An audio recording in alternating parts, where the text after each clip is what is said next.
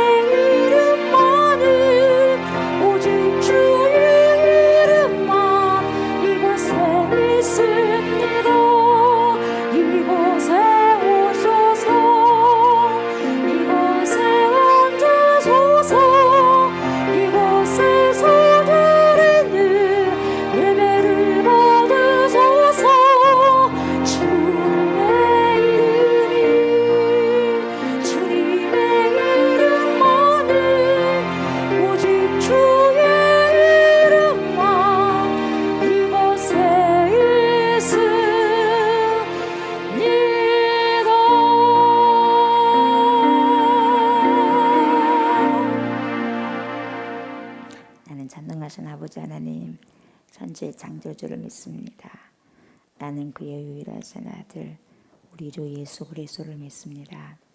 그는 성령으로 잉태되어 동정녀 마리아에게서 나시고 본디오 빌라도에게 고난을 받아 십자가에 못 박혀 죽으시고 장사된 지 사흘 만에 죽은 자 가운데서 다시 살아나셨으며 하늘에 오르시어 전능하신 아버지 하나님 우편에 앉아 계시다가 거기로부터 살아있는 자와 죽은 자를 심판하러 오십니다.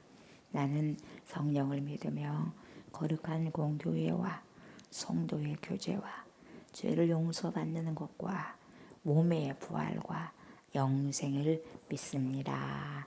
아멘.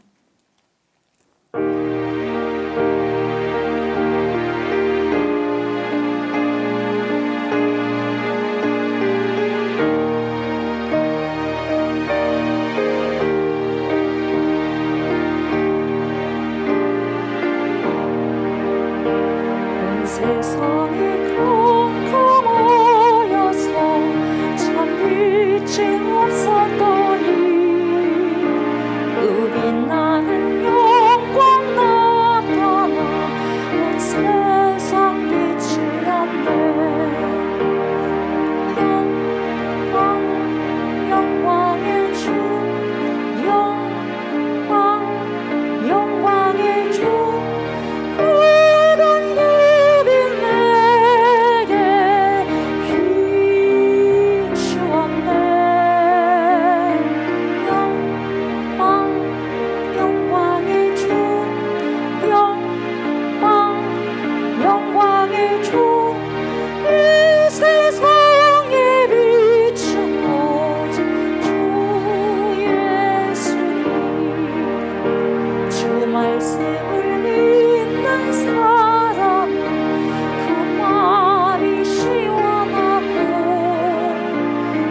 명령을 준행하는 자 그 길이 완하겠네. 영광의 주, 영광의 주, 모든 빛 내게 비추었네. 영광의 주, 영광의 주, 이 세상에 비추어진 주 예수님. 죄 가운데 사는 사람은 그 눈이 어두워도 그 죄악을 씻는 날에는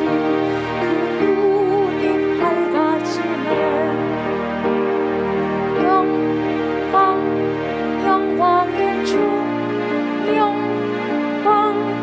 영광의 주, 모든 빛 내게 비추었네.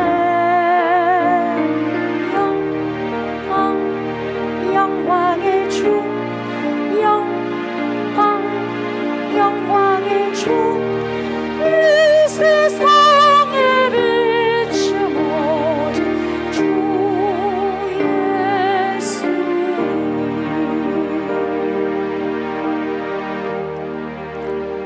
우리의 영원한 빛이 되신 전능하신 우리 주 예수 그리스도를 찬양함으로 하루를 시작하고 하루를 열 수 있는 축복을 주셔서 감사를 드립니다. 아버지 하나님, 죄 가운데 있는 자들은 아직도 아버지 어두움에 속해 있지만, 그렇지만 그 죄를 씻는 날에는 밝음이 찾아올 것입니다. 우리가 날마다 죄 가운데 있지만 그 죄를 우리 주 예수 그리스도의 보혈의 피로 깨끗하게 씻김을 받을 수 있는 은혜 입은 자가 되기를 소망합니다. 하나님, 어둠에 더 이상 거하지 않게 하시고 빛 가운데로 나올 수 있도록 하나님 인도하여 주옵소서. 우리가 수많은 그리스도인들이 주님께 붙어있게 하여 주시고 참된 포도나무가 되신 우리 주 예수 그리스도께 줄기로 붙어있을 수 있는 그러한 생명력이 넘치는 자들 되어서 풍성한 아버지 열매를 맺어드리는 그러한 삶을 살아가고 싶습니다. 하나님, 그런 삶을 살아가게 하시고 살아낼 수 있도록 힘주십시오. 성령의 권능과 성령의 능력을 허락하여 주십시오.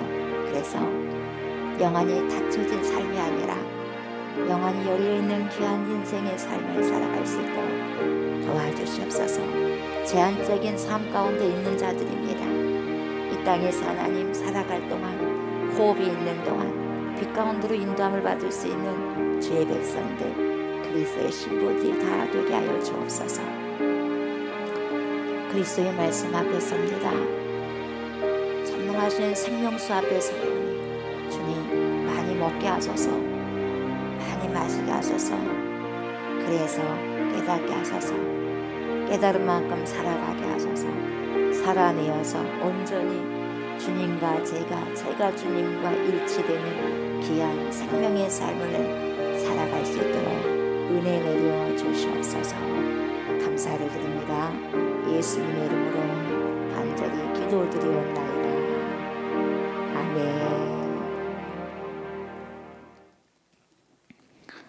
요한복음입니다. 살아계신 하나님 말씀 요한복음 12장 37절부터 봅니다. 37절부터 50절까지 교독을 합니다. 이렇게 많은 표적을 그들 앞에서 행하셨으나 그를 믿지 아니하니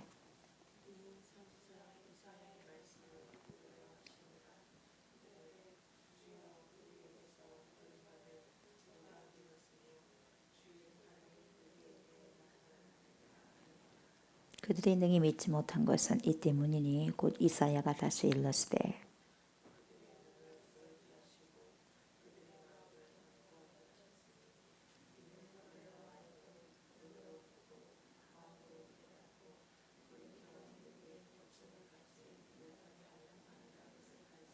이사야가 이렇게 말한 것은 주의 영광을 보고 주를 가리켜 말한 것이라.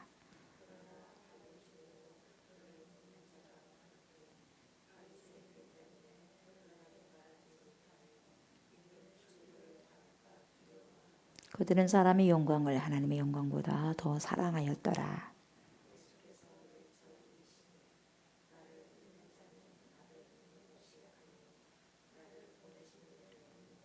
나를 보는 자는 나를 보내신 이를 보는 것이니라.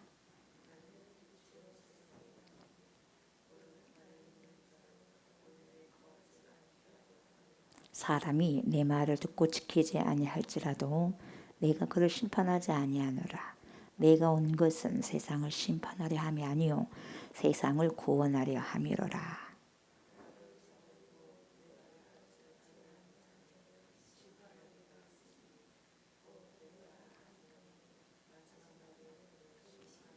내가 내 자유로 말한 것이 아니요 나를 보내신 아버지께서 내가 말할 것과 이를 것을 친히 명령하여 주셨으니 나는 그의 명령이 영생인 줄 아노라. 그러므로 내가 이르는 것은 내 아버지께서 내게 말씀하신 그대로니라 하시니라. 아멘.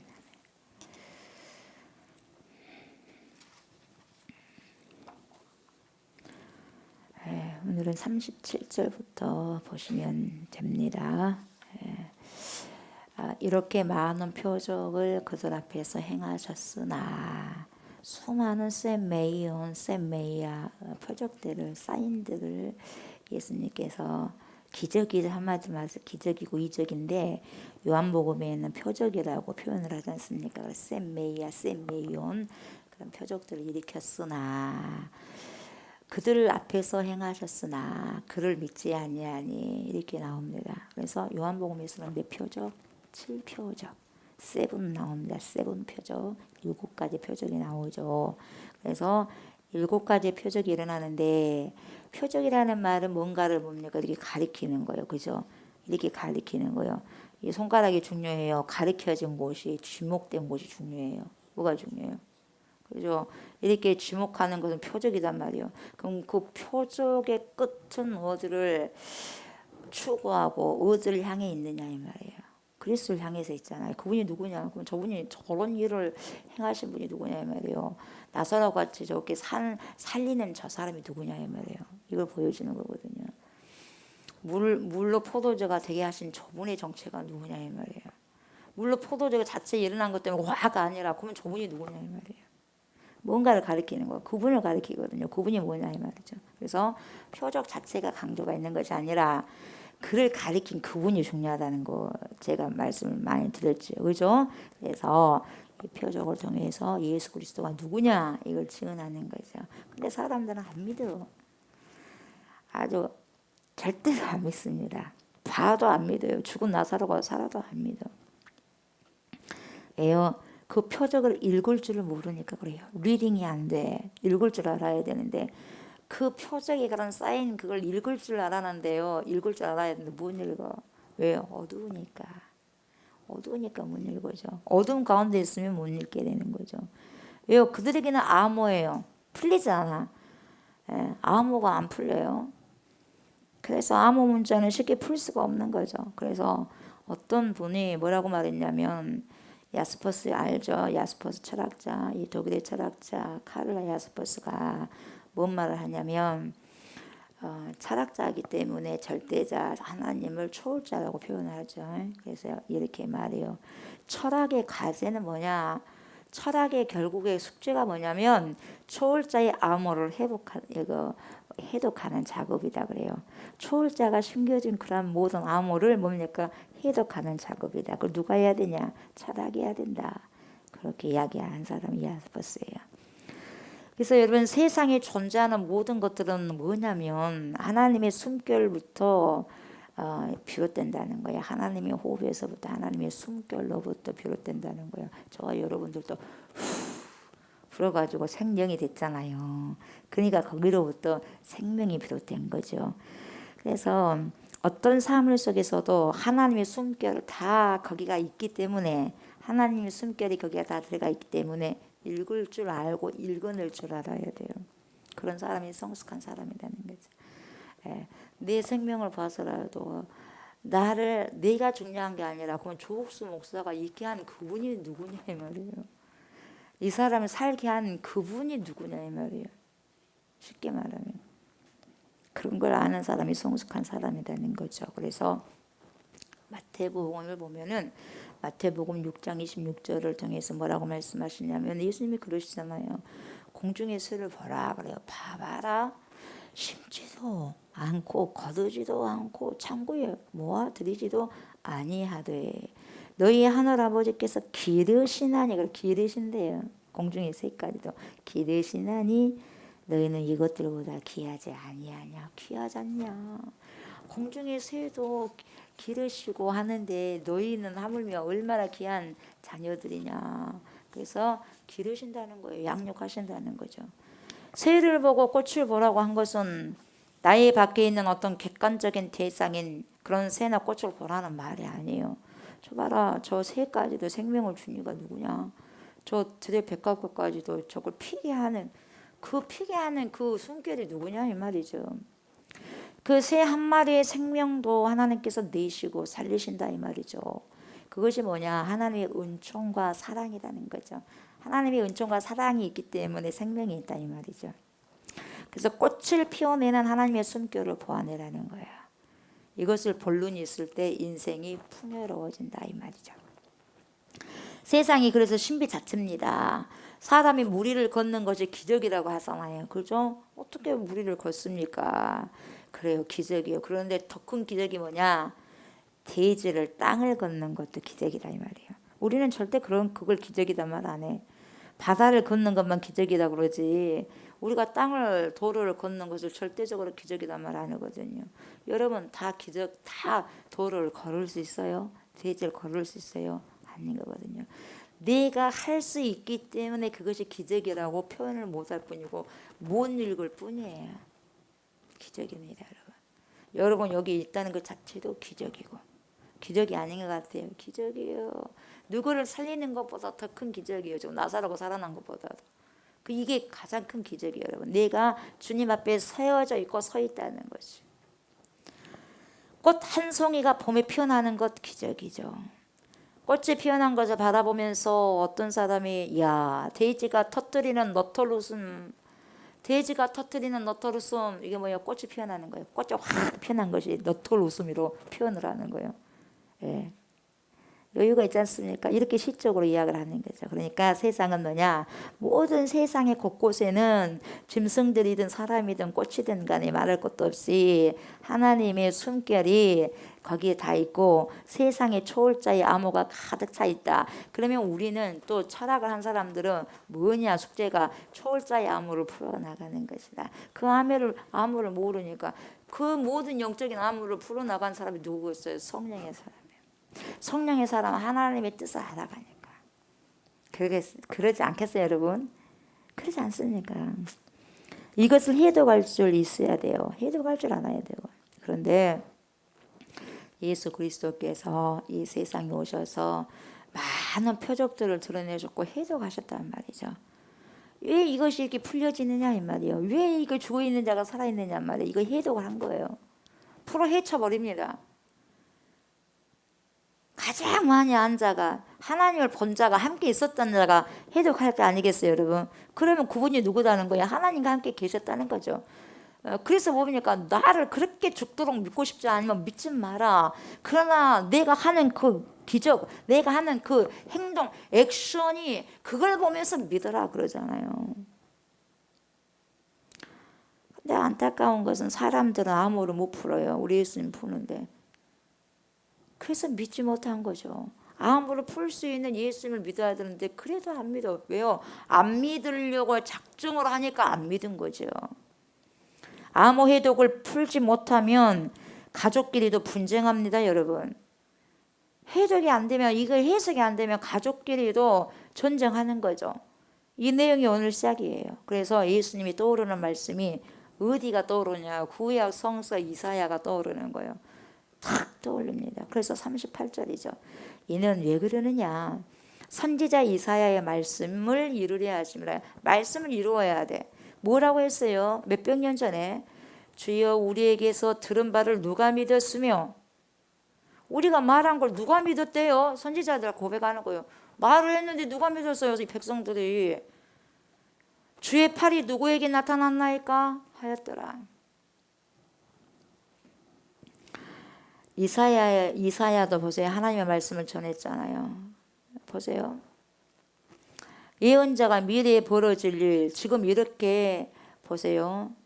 가다가는 미래에 벌어질 일에 대해서 하나님의 말씀을 받았어요. 너희들 이렇게 살아가면 반드시 큰 거 다친다.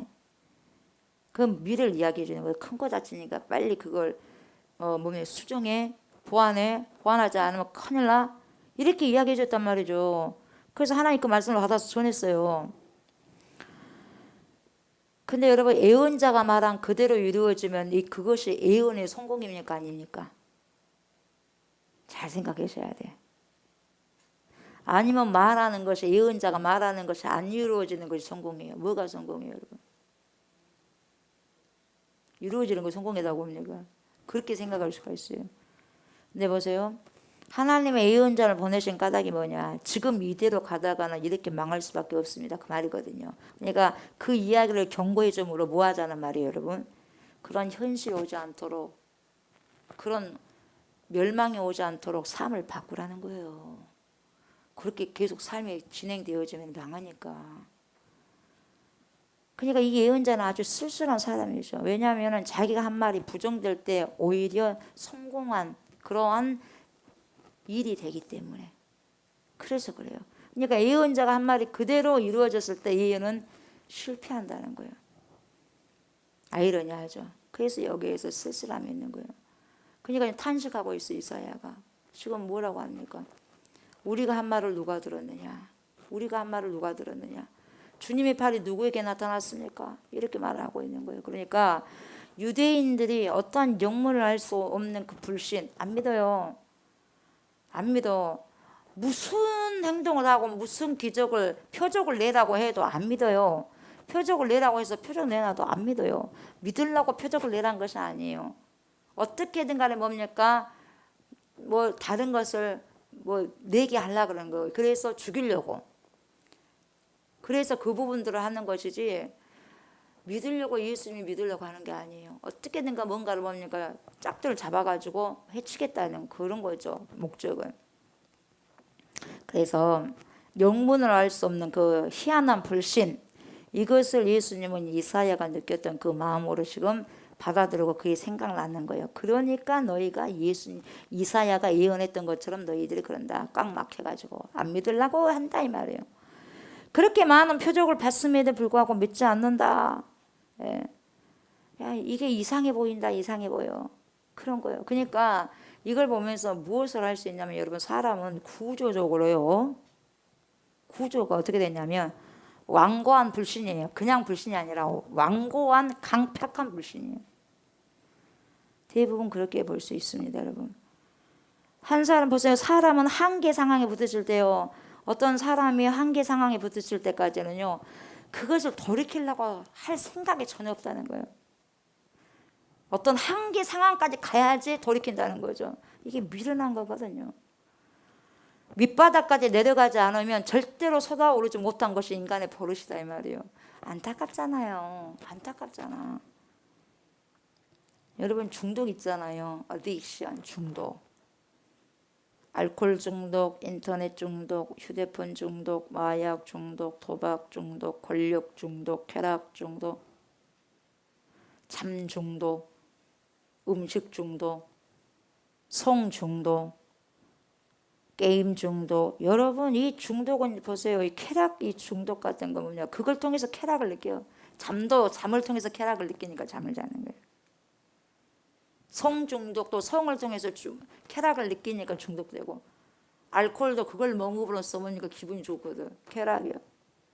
끝없이 누군가를 자기 쾌락으로서 일삼고자 하는 중독, 쾌락 중독. 이것은 악마적인 것입니다. 사단적인 거죠. 끊을 수가 없어. 스스로는 안 돼. 왜 그러냐면 일상생활 할 수 없도록 만들어 버리니까 그러는 거예요. 중독의 특성은 뭐냐? 스스로 못 벗어나요. 스스로 벗어날 수 있는 힘이 안 되는 거예요. 이게 중독입니다. 이게 중독이요. 우리가 그래서 영이 마비가 돼버리면요. 영적인 생활을 할 수가 없어요. 중독은 일상생활을 할 수 없는 게 중독이거든요. 근데 일상생활을 잘 할 수 있으면 중독이 아니에요. 그것에 빠져도. 그러나 일상생활이 안 돼버려. 영적인 것도 영적인 일상생활이 안 돼버리면 이미 중독에 빠져버린 거예요. 스스로 할 수 없다 이 말이죠. 알코올 중독자들은 병원에 입원을 했을 때 술을 먹습니다. 제가 봤거든요. 제가 병원에 근무했을 때도 알코올 중독자 너무 안 돼서 병원에 입원시켰는데 술 들고 오더라고요. 뭡니까? 알코올 가지고 오더라고요. 소주 가지고 오더라고요. 그래서 병원에 입원한 상태에서 먹는 거예요. 이렇게 떨려서 안 되겠다는 거예요. 먹는 거예요, 여러분. 누가 막을 수 있어요? 그러면서 뭡니까? 정신과 의사에게 뭐라 그래요? 선생님, 의사 선생님 이번에는 꼭 술을 끊겠습니다. 이렇게 말하면요. 정신과 의사는요. 어떻게 생각한 줄 아세요? 당신 아직도 멀었구나. 그렇게 생각해버려요. 이번에는 꼭 끊겠습니다. 그러면 당신 아직 멀었어. 이렇게 판단 안 돼요. 100% 맞다는 거예요. 그런데 어떤 사람이 돼요? 선생님 정말 해보니까 안 돼요. 나는 해보려고 노력하지만 절대 안 되네요. 제가 스스로 안 돼요. 할 수 없었어요. 어떻게 하면 좋을까요? 이거요. 어떻게 하면 좋을까요? 우리가 어찌할꼬? 어떻게 하면 좋을까요? 어떻게 하면 좋을까? 질문이 달라요. 꼭 끊겠습니다. 아직 당신 멀었어. 근데 어떻게 하면 좋을까요? 이렇게 말한 자는 이제 치료가 되었구나 그렇게 생각하는 거예요. 이제는 치료하기 이제 시작이 되었구나 이렇게 지금 의사 선생님이 결정한다는 거죠. 인정하는 것이 필요하다는 거예요.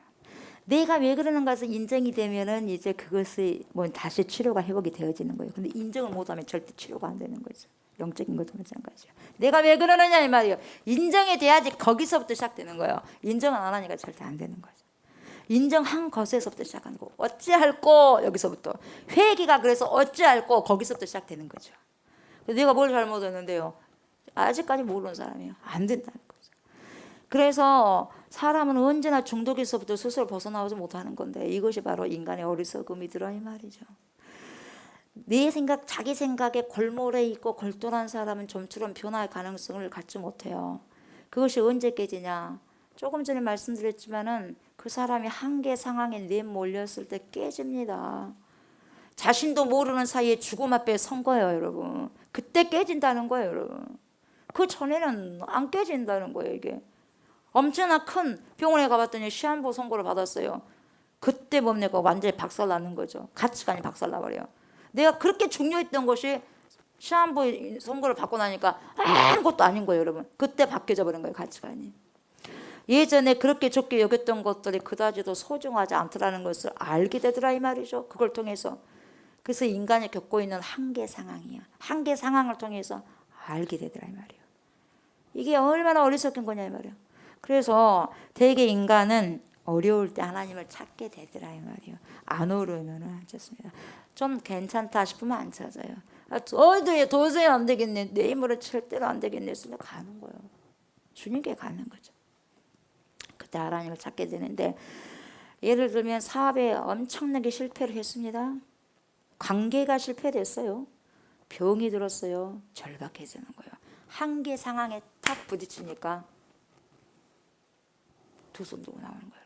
그 전에는 절대로 안 나옵니다. 이게 인간의 아주 무지함이죠. 예. 그리고 그 문제가 해결되면 또 보세요. 얼마나 또 무지하냐. 병을 고쳐줬어요. 관계가 회복이 됐어요. 다시 사업이 일어났어요. 언제 그랬느냐 이 말이에요. 다시 과거로 돌아가 버려요. 이게 인간의 무지함이에요. 이것이 좋지 않은 인간의 버릇이더라 이 말이죠. 삶의 주변부로 몰려가가지고 하나님을 믿는 것도 믿음이지만, 여러분 진정한 믿음은 뭐냐? 이 삶의 한복판에서 믿는 것이라야 진정한 믿음이라고 볼 수 있는 거죠. 내가 가장 행복할 때도 하나님 앞에서 살아야 된다는 거죠. 절박할 때만 하나님 앞에 나온 것이 아니라 정말 기쁠 때, 행복할 때 주님 앞에 나온 게 진짜다 이 말이죠. 내가 가장 성공적인 커리어를 쌓아가고 있을 때도 언제나 내가 하나님 앞에 있다는 사실을 바라보고 살아가는 거예요, 여러분. 기도는 절박할 때만, 119 때만 기도하는 것이 아니라 평상시에 해야 된다는 거예요, 여러분. 평상시에. 그래서 이것을 사회 용어로 뭐라고 하냐? 성찰이 필요해. 인사이트. 자기 성찰은 인사이트. 성찰이 필요하다 이 말. 반성이 필요하는 거죠. 나 같은 사람이 얼마나 무너지기 쉬운 존재냐? 얼마나 작은 존재냐, 이걸 여러분 성찰해야 된다 이 말이에요. 내가 지금 큰 소리는 치고 있지만 내가 얼마나 죄악에 취약하냐 이 말이에요. 얼마나 연약하냐, 조그만 뭔가 해도 무너져 버리느냐, 이러한 것들을 늘 성찰하셔야 된다 이 말이죠. 그런데 여러분, 기독교인들은 성찰이 그런 이성적인 성찰만이 아니라 기독교인의 성찰이 뭐냐면은 기도예요. 기도를 깊이 들어가면 나를 봐요. 나는 참 안 되는 인간이구나. 나는 스스로 어떻게 할 수 없는 거구나. 세상에 중독되어서 주님 어쩌면 좋아요. 어떡하죠? 하려고 했는데 잘 안 돼요. 어떡하죠? 이랬을 때 여러분, 자기 반성이 되고 자기 성찰이 됐을 때 이제는 주님이 찾아올 수 있는 여유가 내 안에서 틈이 생기니까 그쪽으로 주님 오시는 거예요. 어떡하죠? 이 기도거든요. 하나님 앞에서 끝없이 내 자신을 내놓는 거예요. 저 이렇습니다, 주님. 이렇게. 그때서 비로소 주님과 내가 만나는 거예요. 창이 가로막혔던 이 창이 싹 열리는 거예요. 딱 덮어졌던 것이 열리지는 거죠. 내가 얼마나 연약한 존재냐, 이걸 깨달고 할 때 비로소 어떤 마음이 드냐면, 어떤 사람을 품을 수 있는 여력이 생겨요. 내가 주님의 얼굴을 이제 보니까, 관계가 다시 회복이 되니까, 어떤 사람이 나에게 들어와. 그 사람을 품을 수 있게 되는 거예요. 하나님과 관계가 회복이 되니까. 나의 연약함을 알기 때문에 그 사람의 연약함을 품을 수 있는 마음이 내 속에 생기더라 이 말이죠.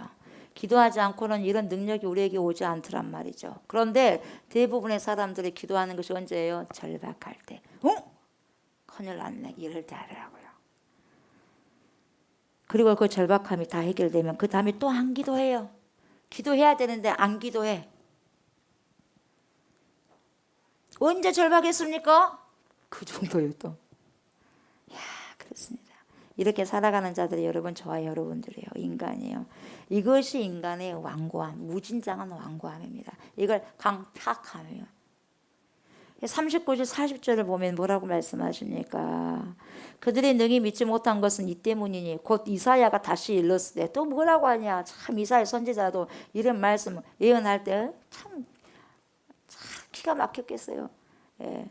그들의 눈을 멀게 하시고 그들의 마음을 완고하게 하셨으니 이는 그들로 하여금 눈으로 보고 마음으로 깨닫고 돌이켜 내게 고침을 받지 못하게 하라 함이라 하였음이더라. 이렇게 말씀하고 있어요. 이 말을 보니까 여러분 우리가요 오해하면 안 되죠. 마치 어떤 사람들이 고침받지 못하게 하는 것이 하나님의 목적인 것처럼 하나님께 있는 것처럼 표현되었는데 이 말은 그런 의도가 절대 아니다는 거예요. 여러분 하나님이 그렇게 한 것이 아니다 이 말이에요. 무엇을 강조하고 있냐면 이것은 이들의 마음이 얼마나 완악한지를 말하기 위한 표현이에요. 이게 그렇게 사람이 완악하더라 이 말이에요 여러분. 내 주위에 있는 사람 말이 잘 들어 안 들어. 그 정도로 완악합니다 여러분. 그 정도로 완악해. 하나님이 그들의 마음을 완악하게 만들었다 이게 아니에요. 이 말은 예를 들면 출애굽 사건이 일어났을 때 하나님이 모세를 통해서 바로 앞에서 10번의 재앙을 내리셨지 않습니까? 그러잖아요. 10번 재앙을 내립니다. 10번 재앙 내려도 정신 못 차립니다. 재앙을 내릴 때마다 바로가 이제 그 뜻대로 해야 되겠다. 이러면 큰일 나겠다. 이렇게 하다가 뭐예요? 다시 여호와께서 바로의 마음을 강팍하게 했다. 이렇게 나온 거거든요. 근데 그럼 이것은 하나님이 그렇게 강팍하게 했으니까 하나님 책임이 아니냐 이렇게 해석하는데 그게 아니다 이 말이에요 여러분.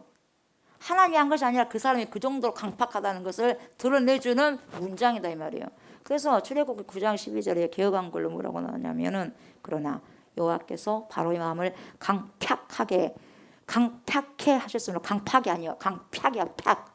예, 강팍해 하셨으므로 그들을 듣지 아니하였으니 여호와께서 모세에게 말씀하신 것 같더라. 그래서 강팍이라는 게 이 강팍이라는 게 뭐냐면 영어로 hardened요. hardened. 뭡니까 이것을 마음을 굳어버리게 만들어. 마음을 확 그냥 굳어버리게 만들어.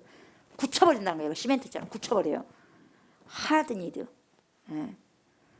마음이 굳어지니까 여러분 굳어진 마음에는 새로운 것이 들어갈 수 없어요. 절대 싹이 못 듭니다. 굳어져 버리니까. 보들보들 해야죠. 거기에서 땅에서 새싹이 나지 않겠어요? 근데 시멘트처럼 굳어버리니까 어떠한 생명이 살 수 없는 거죠. 하나님이 그렇게 하신 것이 아니라 스스로 한 것이다 이 말이에요. 그 정도로 하더니도. 예. 스스로가 한 것인데 그것이 너무 고착되다 보니까 그게 자기 마음에서 너무 고착돼 버렸어. 오래되다 버렸어. 오래돼 버렸어. 오래되다 보니까 이것이 운명처럼 보여져 버리는 거예요 여러분. 절대로 안 된다는 거예요.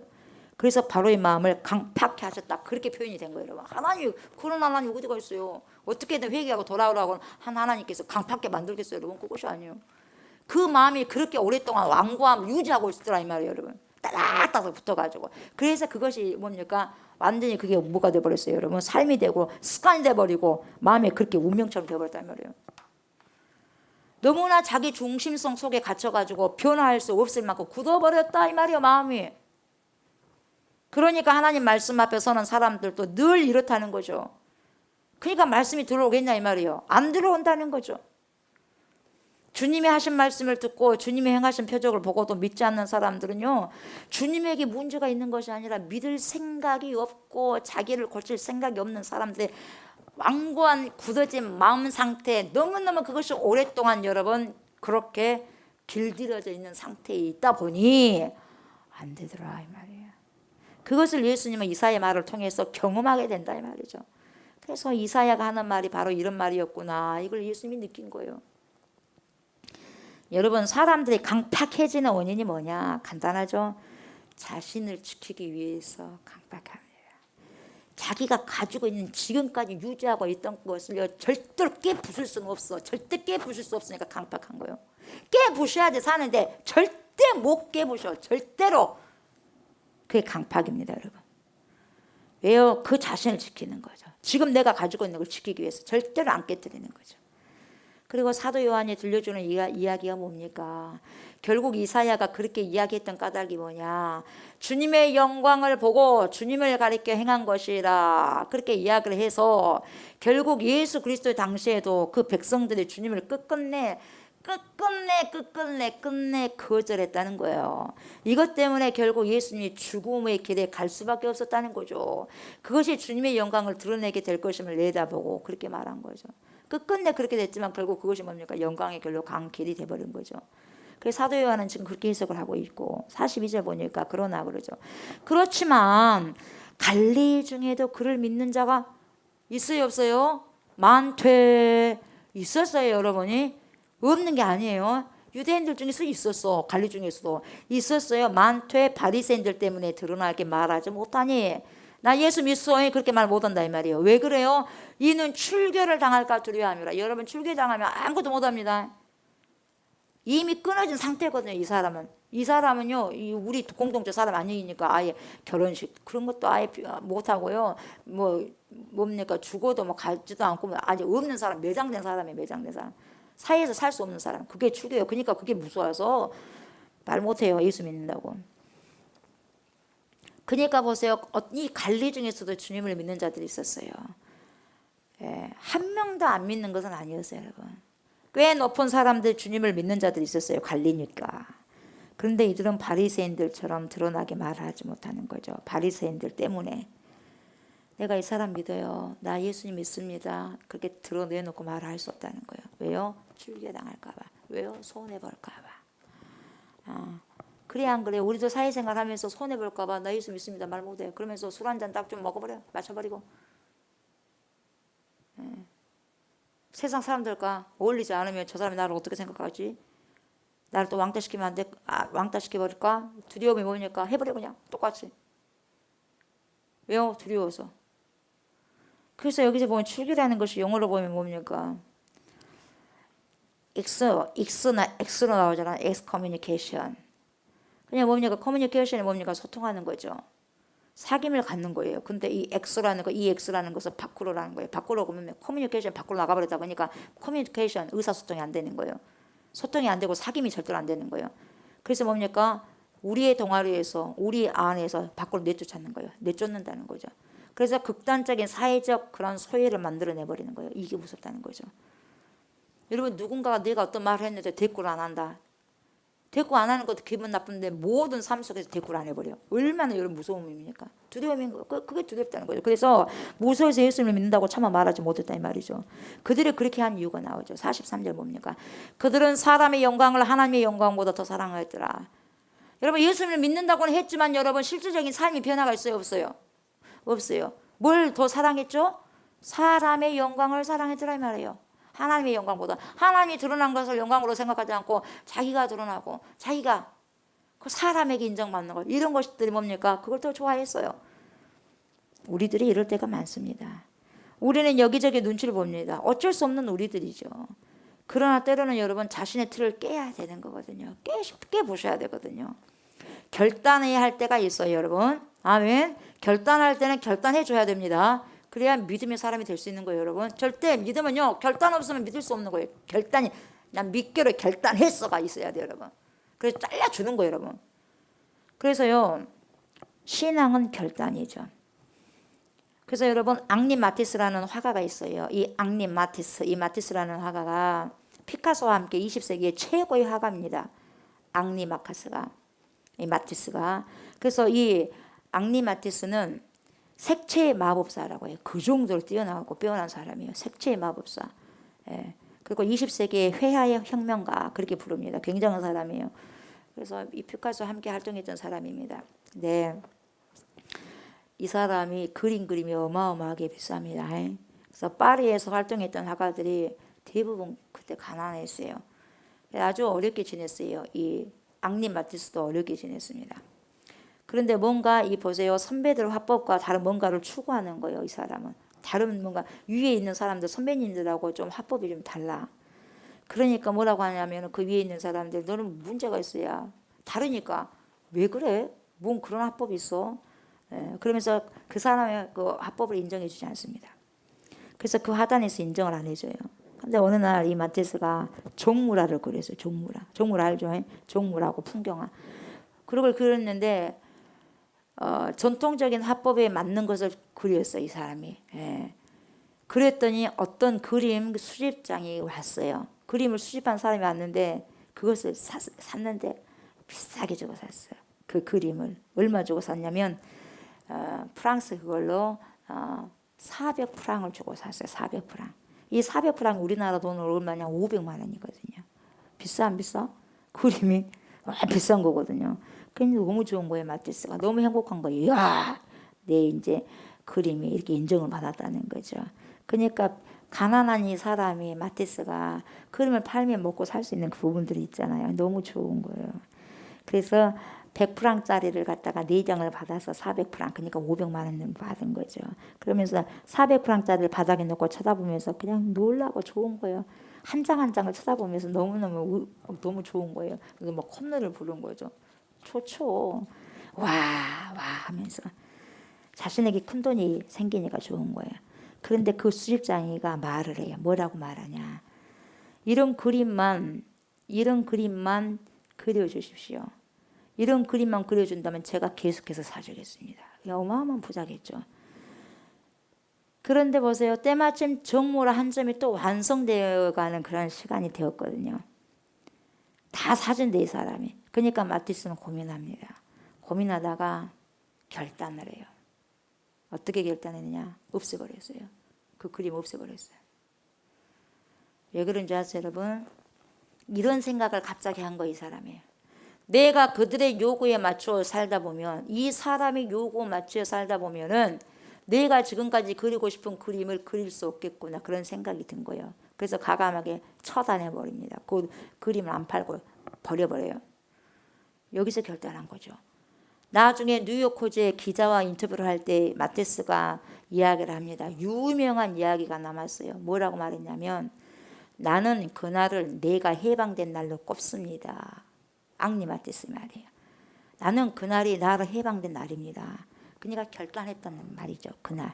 그래서 나는 그날을 내가 해방된 날로 꼽습니다. 다시 태어난 거죠. 그 사람이. 돈을 벌기 위해서 내 자신의 그림을 포기하지 않는 것이다 이 말이에요. 내가 돈을 이만큼 벌기 위해서 내가 그리고 싶은 그림을 갖다가 포기한다. 이 사람이 그리란 것만 그린다. 안 한다는 거예요. 대담한 결심이 아니면 안 돼요. 여러분 돈이라면 요즘에 다 입을잖아요. 내가 그만큼 가치가 있다. 오케이. 됐습니까? 내가 그리고 싶은 거 안 그래도 돼. 돈만 된다면. 당신 요구하는데 해주겠어. 이렇게 해버리거든요. 근데 이 사람 그러지 않습니다. 안 바꿔요. 자기가 그리고 싶은 걸 그냥 그려. 돈 가치가 없단다 할지라도. 근데 지금은 어마어마하지 않습니까? 그래서 그날의 결심이 바로 마티스를 만들어냈다. 그렇게 이야기하는 거예요. 자기를 만들어내는 거예요. 한순간의 선택이 평생을 좌우하게 된 셈이에요. 그렇게 우리가 그 말을 잘하잖아요. 한순간의 선택이 평생 좌우해. 그러니까 한순간의 선택 잘해야 돼. 그러잖아요 여러분. 한순간의 선택이 평생을 좌우하는 거예요 여러분. 그 순간을 잘해야 되는 거예요. 어떻게 살 것인가의 기로에 서 있었을 때 마테스는 돈에 치우쳐 버린 것이 아니라 본질적인 자신의 삶, 자신이 어떠한 그림을 그리면서 살아가야 되는 것이, 내가 뭔 그림을 이렇게 그리면서 사는 것이 참된 기쁨을 누리고 행복이었을까를 순간 캐치하고 뭘 선택합니까? 본질의 삶을 선택하는 거예요 여러분. 돈을 떠나두고. 그러다 보니 행복하게 그림을 그리면서 자신의 인생을 물질로 바꾸지 않고 살아내고 살아갈 수 있었다는 거예요. 그때 내가 다시 그때 결단했을 때 그때 있었기 때문에 오늘의 마티스가 있는 것입니다. 그렇게 이야기했다는 거죠.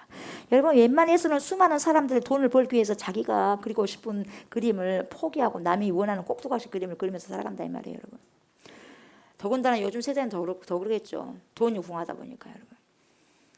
그러나 여러분, 저와 여러분은 이런 문제들 앞에서는요 기웃기웃 하지 말고 과감히 결단하셔야 될 점 있습니다. 우리는 항상 선택이 기로에 서 있습니다. 쉬운 것을 선택하는 것을 바로바로 선택해요. 그러나 진짜 고민이 된 상태, 눈이 동그랗게 되어지는 그 상태는 여러분 그때 기웃기웃해서도 안 되고요. 두리번 그럴수도 안 되고 과감한 결단이 있어야 돼요. 본질적인 결단을 하셔야 돼요 여러분. 본질적인 거죠. 뭐가 중요하냐 이 말이죠. 결단하셔야 되는 거예요. 왜요? 그것이 믿음을 흔들어버릴 수가 있으니까. 마찬가지로 우리 또한 예수님을 믿으면서 여러분 어떠한 유익의 문제가 겹치게 되었을 때 여러분 과감하게 저와 여러분들은 결단하셔야 돼요. 아멘. 결단하셔야 됩니다. 내 인생의 본질인 예수님을 그 어떤 것과도 바꾸지 않는 과감한 결단이 순식간에 선택되어지기를 주의 이름으로 축복합니다. 아멘. 순식간에 그것도 뭡니까? 선택되어져야죠. 그러다 보면 여러분 인생을 많이 살고 난 후에 여러분이 어느 정도 이제 많이 나이가 들었을 때 그때가 나를 만들었어. 마티스트는 그렇게 고백할 날이 올 거예요. 그때 내가 조금 흔들거릴 그 순간에 그때가 있었기 때문에 내가 그때 본질적인 것을 주님을 선택했기 때문에 오늘의 나를 만들었어. 그리고 고백할 수 있는 저와 여러분들이 되셨으면 좋겠습니다. 아멘. 그리고 더불어 하나님의 영광을 사람의 영광보다 사랑하시는 저와 여러분들이 되시길 주의 이름으로 축복합니다. 아멘. 누굴 선택합니까? 하나님을 선택하죠. 예. 누굴 사랑합니까? 하나님을 사랑해야죠. 누굴 인정받기를 원합니까? 나를 통해서 그리스도가 나타나기를. 내가 나타난 게 아니라 그리스도가 나타나기를. 아멘. 그러한 삶을 오늘도 살아내는 저 여러분들 되시기를 주의 이름으로 축복합니다. 아멘. 감사합니다. 주님을 많이 많이 사랑합니다. 하나님을 사랑합니다. 예수님을 사모합니다. 성령님 존경합니다. 우리 안에 오셔서 선택의 기로에 서서 하나님 과감하게 고민하지 않게 하소서. 본질적인 걸 선택하면 됩니다. 욕정을 가지고 욕구를 충족하기 위해서가 아니라 본질적인 것. 지금은 잠깐 손해본 것 같지만 그래도 본질적인 것을 선택하면 아버지 손해보지 않습니다. 그래서 결국은 우리가 훗날에 인생을 아버지요 거의 살아갔을 때 고백하기를 그날에 있었기 때문에 나를 만들었어. 그렇게 아버지시여 고백할 수 있는 선택에 잘 아버지 하나님이여 고려해서 아름다움을 선택할 수 있는 제가 되고 우리 모든 주의 백성들이 될 수 있도록 하나님 인도하여 주시고 그렇게 거룩한 삶을 살아가는데 오늘도 아버지시여 성령을 통하여서 힘쓰고 애쓰는 그러한 시간들 될 수 있도록 은혜 내려 주시옵소서. 감사를 드리며 예수님의 이름으로 기도드리옵나이다. 아멘. 하늘에 계신 우리 아버지여 이름이 거룩히 여김을 받으시오며 나라가 임하시오며 뜻이 하늘에서 이루어진 것 같이 땅에서도 이루어지이다. 오늘 우리에게 일용할 양식을 주시옵고 우리가 우리에게 죄 지은 자를 사하여 준 것 같이 우리 죄를 사하여 주시옵고 우리를 시험에 들게 하지 마시옵고 다만 악에서 구하시옵소서. 나라와 권세와 영광이 아버지께 영원히 있사옵나이다. 아멘.